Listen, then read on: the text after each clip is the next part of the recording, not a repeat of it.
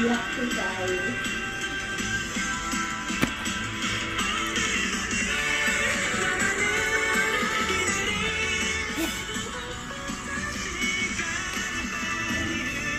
How do you open this? Like, is it a package?